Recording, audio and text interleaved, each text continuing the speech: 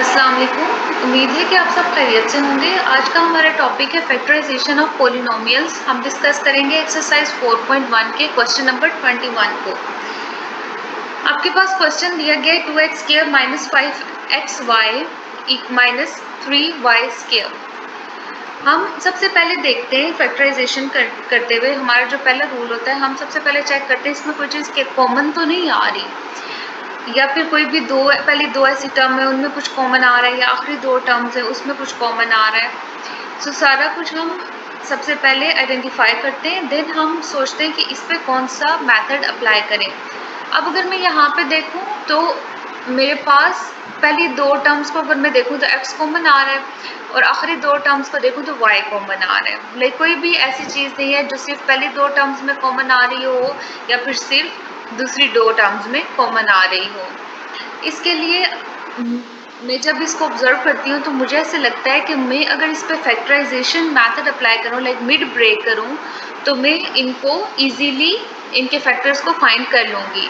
सो मैं उसी मेथड पे जाती हूँ। सबसे पहले यहाँ पे फैक्टराइजेशन हम करते हैं। अगर हम मिड ब्रेक करते हैं तो मिड ब्रेक में अगर आप देखें हमें कोई ऐसा नंबर चाहिए जिसको मल्टीप्लाई करने से हमारे पास 6x² y² आए और प्लस या माइनस करने से 5xy आए।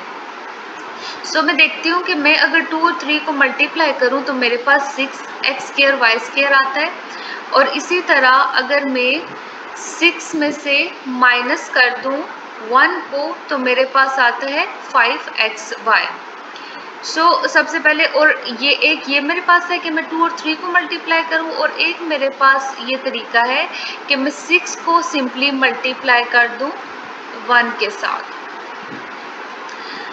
तो आप देखेंगे आपके पास क्या आएगा, 6 आएगा। अगर 6x² और 1y² को अगर मैं मल्टीप्लाई करती हूँ तो मेरे पास 6x² y² आ जाएगा। अगर आप यहाँ पे 2 और 3 को मल्टीप्लाई करेंगे तो भी आपके पास 6x² y² आ जाएगा। बट जब आप फैक्टर्स बनाने पे जाएंगे तो आपके लाइक ये जो जहाँ पे हम कॉमन ले रहे होते हैं तो यहाँ पे हमारे जो ब्रैकेट के अंदर साइन है वो साइन चेंज हो जाएंगे अगर हम 2 और 3 को लेंगे। इसलिए हमने क्या किया कि हमने 6 और 1 को ले लिया, लाइक 6xy और 1xy। मिड ब्रेक करते हुए हमने ये दो टर्म्स ले ली। एक टर्म्स हमारे पास आ गई 6xy, दूसरी टर्म आ गई xy। सो जब हमने ये दो टर्म्स लिख ली, अब हम क्या करेंगे कि फर्स्ट टू में से जो चीज़ कॉमन आ रही है वो ले लेंगे, और लास्ट टू टर्म्स में से जो चीज़ कॉमन आ रही है वो ले लेंगे। फर्स्ट टू टर्म्स में से अगर मैं देखती हूँ तो यहाँ पे 2 का फैक्टर है और x भी है दोनों टर्म्स में, तो मैं क्या करूँगी 2x को कॉमन ले लूँगी।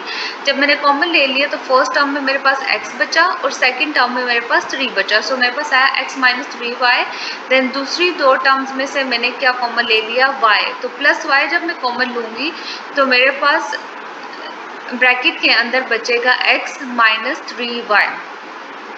अब हमने क्या करना है कि हम करते हैं ये जो बाहर वाली दो टर्म्स होती हैं उनका एक फैक्टर बना लेते हैं। जैसे हमने यहाँ पे फैक्टर बना लिया 2x प्लस y का, ये एक फैक्टर बन गया, और जो ब्रैकेट के अंदर वाली सेम टर्म्स होती हैं एक फैक्टर हम उसका ले लेते हैं। सो हमारे पास ये दो फैक्टर बन गए 2x plus y and x minus 3y। ये हमारे पास आ गया आंसर। अब नेक्स्ट क्वेश्चन पे मूव करते हैं। अब इस टाइप के आपके पास जब भी कोई भी क्वेश्चन आया तो आपने लाइक क्वेश्चन नंबर 21 से मिलता है जुलता कोई भी क्वेश्चन आया तो आपने यही मेथड फॉलो करना है और आप इजीली अचीव कर लेंगे अपने आंसर को। क्वेश्चन नंबर 27 देखें। आप क्वेश्चन नंबर 27 में आपके पास आता है 2a² माइनस 4a माइनस 6। इसमें सबसे पहले मैंने आपको बोला था कि आप किसी भी क्वेश्चन को करते हुए फैक्टराइजेशन करते हुए सबसे पहले क्या करते हैं कि आप देखते हैं कि यहाँ से कुछ कॉमन तो नहीं आ सका। अब अगर आप देखें तो इन तीनों टर्म्स में 2 के मल्टीपल्स हैं, सो हम इजीली 2 कॉमन ले सकते हैं। पीछे हमारे पास बचा a² माइनस 2a माइनस 3। ये बचने के बाद अगर आप देखें तो आपके पास ये जो पूरी टर्म है, तीन टर्म्स जो आपके पास बन रही है, ये आपके पास एक क्वाड्रेटिक इक्वेशन बन रही है। सो आप क्या करेंगे, इसके ऊपर मिड ब्रेक लगा के इजीली फैक्टर्स यहाँ से फाइंड कर सकते हैं। तो जब मैं मिड ब्रेक लगाऊंगी तो मुझे कोई ऐसा नंबर चाहिए जिसको मैं मल्टीप्लाई करूँ तो 3a² आए, और प्लस या माइनस करूँ तो माइनस 2a आए। मैंने देखा कि मैं 3 और a को मल्टीप्लाई करूं तो मेरे पास 3a² आएगा, और अगर 3 में से a को माइनस कर दूं तो मेरे पास 2a आ जाएगा। सो मैंने ऐसे ही किया। मैंने यहाँ पे मिड ब्रेक लगा के इसको दो टर्म्स में डिवाइड कर दिया। 2 को जब मैं डिवाइड कर दिया तो उसके बाद यहाँ पे फैक्टर्स बना लेंगे, कॉमन ले लें। कॉमन लेने के बाद आप यहाँ इन पहली दो टर्म्स में से a को कॉमन ले लें, आपके पास बचेगा a-3 और आप दूसरी दो टर्म्स में से जब 1 को कॉमन लेंगे तो आपके पास आ जाएगा a-3। सो आपके पास ये टर्म्स आ गई। ये आने के बाद आप देखेंगे यहाँ पे कि हम लोग जैसे पिछले क्वेश्चन में किया था कि हम क्या करते हैं, बाहर वाली जो दो टर्म्स होती हैं उनका एक फैक्टर ले लेते हैं a+1 और अंदर ये जो ब्रैकेट में आपके पास दो टर्म्स हैं एक फैक्टर आप इसका ले लेते हैं। तो आपके पास आया a+1 और a-1 और ये 2 जो हमने स्टार्ट में कॉमन लिया था। ये हमारे पास आंसर आ जाएगा आपके पास क्वेश्चन नंबर 27 का। नेक्स्ट क्वेश्चन पे मूव करते हैं। हमारे पास आता है क्वेश्चन नंबर 28 और अब आप इक्वेशन देखें चेंज हो गया, हमारे पास फोर्थ रूट आ गया। ठीक है, लाइक आपने क्या करना है यहाँ पे इसको सॉल्व करना है और इक्वेशन आपके पास क्वाड्रेटिक इक्वेशन नहीं है बल्कि आपके पास हाईएस्ट डिग्री यहाँ पे 4 है। सो हम सबसे पहले क्या करेंगे कि हम लेट कर लेंगे कि z जो है वो इक्वल्स टू u स्क्वायर है।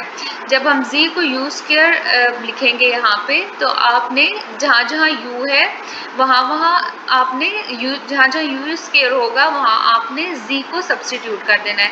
अब यहाँ पे u फर्स्ट टर्म में u स्क्वायर का स्क्वायर था तो हमने यहाँ पे जब z को सब्स्टिट्यूट किया तो यहाँ पे u स्क्वायर की जगह z आ गया और जो एक स्क्वायर रह गया था वो इसके ऊपर आ जाएगा।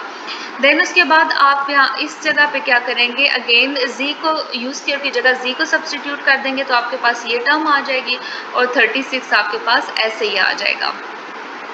नेक्स्ट पे आप जब सिंप्लीफाई करें तो आप देखें कि आपने लाइक अब हमारी ये क्वाड्रेटिक इक्वेशन बन गई है। क्वाड्रेटिक इक्वेशन बनने के बाद आप इसको देखें, आपने इस पे मिड ब्रेक लगाना है। मिड ब्रेक लगाने के लिए आपको ऑफ कोर्स दो टर्म्स चाहिए होंगे जिनको आप मल्टीप्लाई करें तो आपके पास 36 आए और जो प्लस या माइनस करें तो 13 आए। सो आप क्या करेंगे, 9 को मल्टीप्लाई करेंगे 4 के साथ तो आपके पास 36 आएगा और 9 में ऐड कर देंगे 4 को तो आपके पास 13 आ जाएगा। सो हम इसके जो मिड ब्रेक हमने लगाया था और उसके जो दो फैक्टर्स फाइंड किए थे 9z एंड 4z, हमने यहाँ पे वो दो फैक्टर्स लिख लेने। हमारे पास पीछे रह जाएगा z square minus 9z minus 4z और 36 ऐसे ही आ जाएगा। देन इसके बाद हमने क्या करना है, पहले दो टर्म्स में से कॉमन ले लेना है और देन लास्ट टू टर्म्स में से कॉमन ले लेना है। पहले दो टर्म्स में से कॉमन लेंगे तो z और आपके पास अंदर बचेगा z माइनस 9 एंड देन यहाँ से आखिरी दो टर्म्स में से -4 को कॉमन लेंगे तो z माइनस कॉमन लिया है तो अंदर का साइन चेंज हो जाएगा, यहाँ पे प्लस है तो साइन माइनस में आ जाएगा। 4 9 टाइम्स इज 36 आपके पास आ जाएगा। फैक्टराइजेशन में जब हम लोग कॉमन लेते हैं तो ये मैंने आपको पहले भी अपनी पिछली वीडियोस में भी ये बताया है कि हमारे पास ब्रैकेट के अंदर हमेशा सेम टर्म आनी चाहिए, उसके साइन भी सेम होने चाहिए और उसकी जो टर्म्स हैं वो भी सेम होनी चाहिए। अगर यहाँ पे माइनस है और यहाँ पे प्लस आ रहा है आपका आंसर तो इसका मतलब है कि आपने गलत रूल अप्लाई किया, मिड ब्रेक आपका गलत हुआ है, आपकी जो दो टर्म्स मिड ब्रेक से आएंगे वो गलत आएंगे। आप दोबारा से जाके उसे रिव्यू करें और उसको सिंप्लीफाई करें। देन इसके बाद हमारे पास ये आ गया, हम फैक्टर्स बनाएंगे। फैक्टर्स बनाने के लिए जो हम y वाली दो टर्म्स हैं उनका एक फैक्टर बना लेते हैं, जैसे z माइनस 4 आ जाएगा और आपके पास जो ब्रैकेट वाली दो टर्म है उनका एक फैक्टर बना लें तो आपके पास z माइनस 9 आ जाएगा।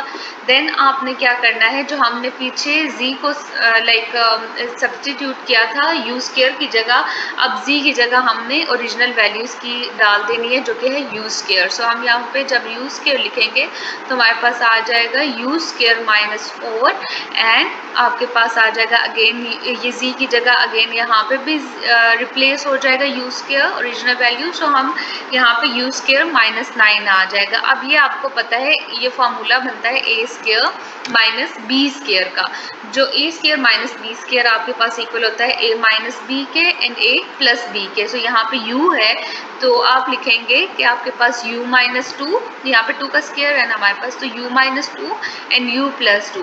अगेन आपके पास u स्क्वायर माइनस 9 है तो u minus 3 and u plus 3। उम्मीद है कि आपको ये एक्सरसाइज बहुत अच्छे से समझ आई होगी और मिलते हैं अपनी नेक्स्ट वीडियो में जिसमें हम एक्सरसाइज 4.2 को डिस्कस करेंगे।